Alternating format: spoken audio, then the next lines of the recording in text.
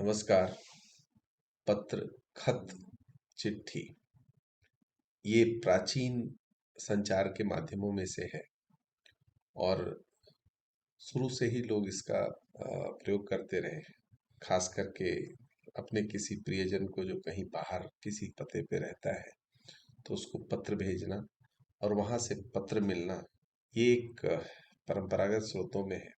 धीरे धीरे जैसे जैसे नए नए संचार माध्यमों, नए नए स्रोतों, नए आयामों का निर्माण हुआ और प्रयोग में आए, वैसे वैसे व्यक्तिगत खत की परंपरा धीरे धीरे अब खत्म सी हो गई है। और व्यक्तिगत खत में अब मेल होता है, चैट होता है, अलग अलग माध्यमों से।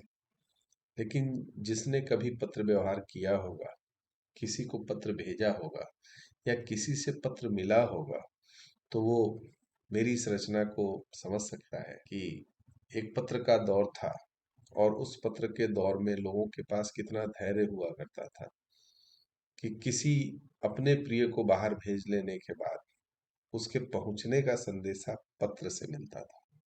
उसके हालचाल की जानकारी उसके पत्र से होती थी और वो पत्र वहां से घर तक पहुंचने में, बाहर से घर तक पहुंचने में या घर से बाहर तक जाने में जितने दिन का समय ले, तो वो निर्भर करता था हमारी डाक व्यवस्था पे।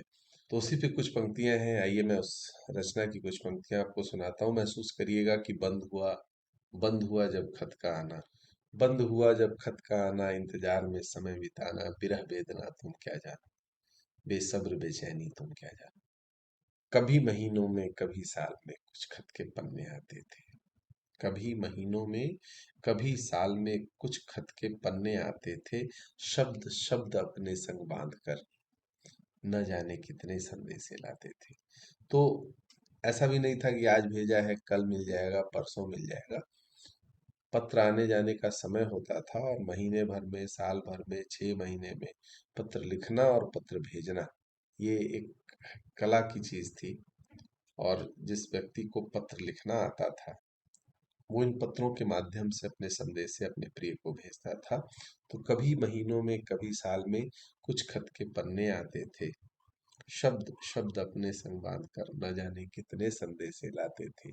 जब दिन दिन भर सोच प्रिय को, तो खत लिखने के लिए लोगों को सोचना पड़ता रहा होगा कि कितना लिखें, कैसे लिखें कि कम शब्दों में अपने ज्यादा से ज्यादा चीजों का हम विवरण दे सकें, लोगों को बता सकें, करके लोगों को बता सके। तो जब दिन दिन भर सोच प्रिय को चंद भाव बस लिख पाते थे, जब दिन दिन भर सोच प्रिय को चंद भाव बस लिख पाते थे, सोचो उन मन के भावों को जो कलम से नहीं लिख पाते थे।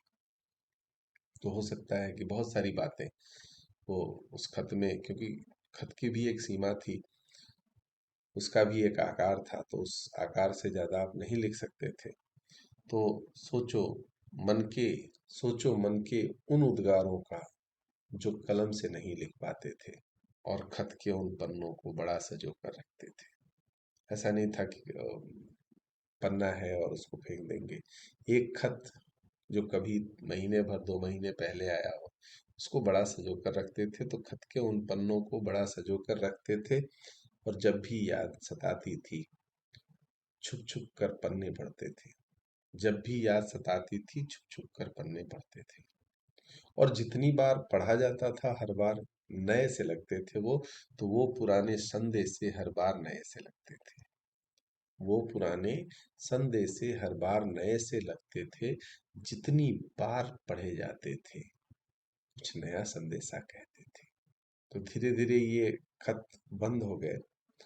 वो पुराने संदेशे हर बार नए से लगते थे, जितनी बार पढ़े जाते थे कुछ नया संदेशा कहते थे। अब तो संदेशों में संदेशे आते, अब तो संदेशों में संदेशे न जाने कब गुम हो जाते हैं। दिन भर इतने सारे संदेश, इतने मैसेजेस आते रहते हैं कि अब तो संदेशों में संदेशे न जाने कब गुम हो जाते हैं। ना बेसब्री ना इंतजार, पल पल संदेशे आते हैं। ना बेसब्री ना इंतजार, पल पल संदेशे आते हैं। लेकिन खत के भावों को लेकिन खत के भावों को बांध नहीं पाते हैं। आशा करता हूँ कि आपको ये रचना अच्छी लगेगी। छोटी है पर खत के भाव को संजोई हुई। नमस्कार।